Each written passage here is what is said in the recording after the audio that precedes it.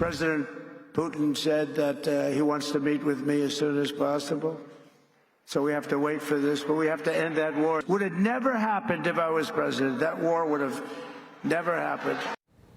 President-elect Trump yesterday at Turning Point USA's America Fest, still pushing for a peace deal between Russia and Ukraine. Putin, meanwhile, vowing to keep hitting Ukraine in retaliation for a weekend drone attack on residential buildings and an industrial facility in the Russian city of Kazan. Ukrainian drones also striking a major Russian fuel depot for the second time in just over a week. Trump nominating Lieutenant General Keith Kellogg as the assistant to the president and special envoy for Ukraine and Russia. Trump posting on Truth Social, quote, "He was with me from the beginning. Together we will secure peace through strength and make America and the world safe again." Joining me now is the man himself, Lieutenant General Keith Kellogg. General Kellogg, you will reportedly travel to Kiev early next month and are open to visiting Moscow if invited. Tell us more about this and your priorities for this new role. Yeah, Jerry, thanks for having me this morning. Good to be with you. Look, I've got nothing to announce on travel. I'll leave that up to the transition team. But the president is very, very consistent about what he wants, and that is to stop the killing and bring peace to the region. It's his #1 international priority. But he wants a peace that's going to be fair. It's going to be sustainable. It's going to be secure. We've seen peace processes happen in the past, or they've tried to, with Ukraine and Russia in the Minsk process, and it's failed miserably. The president's not going to go there. He understands the importance of this. He understands the importance of the relations he's got with his allies and also with Vladimir Putin as well. And he's the man who can bring this to a conclusion, and I really believe he will in a relatively near term. The Biden administration will reportedly announce a final $1.2 billion Ukraine security package in the coming days. That's using up the remaining funds set aside to buy new weapons. The U.S. has committed $175 billion in aid for Ukraine since Russia's invasion in 2022, including over $61 billion in security assistance. General, your thoughts on the billions of dollars already sent to Ukraine?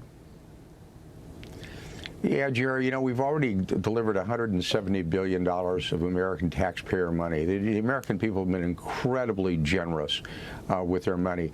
It's also time for Europe to really step up, though. This is a European-based problem. It's in their neighborhood. And I think they're starting to do so. And you're starting to see it primarily like with the Poles. When you look at spending of NATO, the Poles are almost at 4% right now. And everybody's starting to ramp up their game. They understand the importance of it in Europe. And you see the leaders realizing that as well. And they're going to operate in concert with the President of the United States. But, you know, what the Americans have done has been very, very generous. They understand that that's the American way.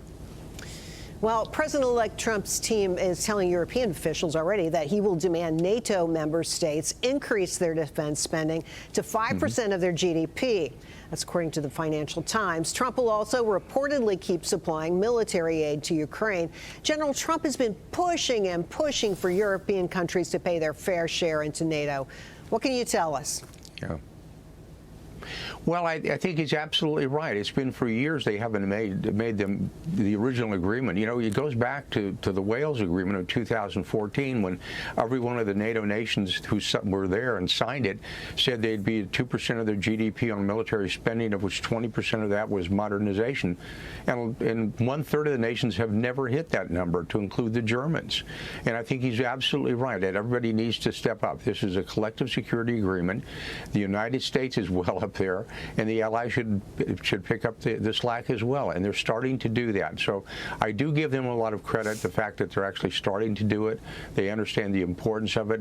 That happened almost 3 years ago with the Russians invading Ukraine.